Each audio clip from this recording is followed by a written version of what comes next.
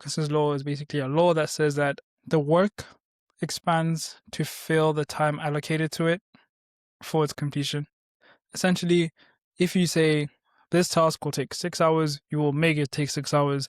If this task will take 1 hour, you will make it take 1 hour. And that really got me. So I wrote an essay on Parkinson's law and what it can and can't do.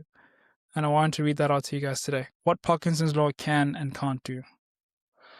The older I get, the more I notice that the wisest people in the room are actually the ones who can tell you pretty accurately how long something is going to take. I think Parkinson's law has something to do with that. Parkinson's law is the idea that a task will expand to fill whatever time you give it. On the surface, that sounds useful. If you put yourself under a tighter deadline, you'll get the thing done faster. It's a well-known productivity principle, and it works impressively well in many cases. But not many people talk about what Parkinson's law can't do. It can't measure how you're feeling that day. It can't account for the person who hasn't replied to the email you need before you can move forward. It can't measure the things that happen in real life and remind you that you're human.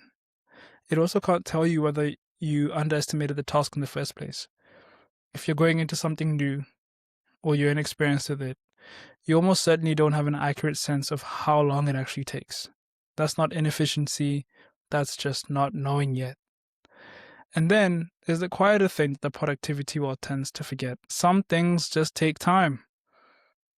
The searching, the wondering, the sitting inside a problem, the creative thought that doesn't arrive on a schedule. Parkinson's law tries to squeeze that out. But that patience is often exactly what makes an idea original, considered, or genuinely yours. I'm not saying abandon it entirely, but if you gave something 2 hours and it took 4, it's worth asking yourself whether you were slow or whether you just took the time to actually understand what you were doing. I used to get so upset with myself for not finishing a task. I used to set myself deadlines and be like, oh, let me write this essay out. It's going to take about 2 hours. And then I'm 1 hour 9 and I'm like, oh, what happened? But it was just that I didn't understand how long that task was going to take. If you're someone that is in university or in a job or in the workplace and you're new to it, look, you're not going to be able to actually depict how long that task is going to take. So stop giving yourself deadlines that you can't meet. The truth is that you will never meet a deadline that's ambitious, and that's okay.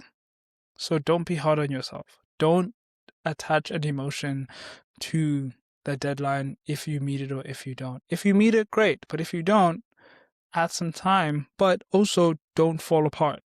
One thing I've seen myself do is if I give myself a task for 2 hours and I say, oh, I missed the 2 hour mark, might as well just make it take the whole day then.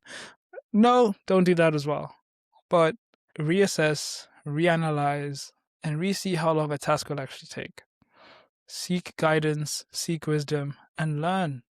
As I've been in engineering, especially working on my placement, I've had to learn that some tasks are going to take longer than you think, and that's just because you don't know enough yet.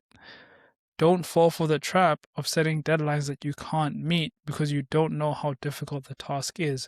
It's okay. Ask those around you, do you think I'm setting a good deadline for myself? Do you think I'm being ambitious, or do you think this is genuinely something I can meet? What am I learning from setting this deadline? Am I doing this deadline for you, or am I doing this deadline for me, knowing that I can actually achieve that goal? Understand what you're capable of. Use Parkinson's law as a guide, but not as a Bible, not as a principle, not as a rule of thumb for your emotions.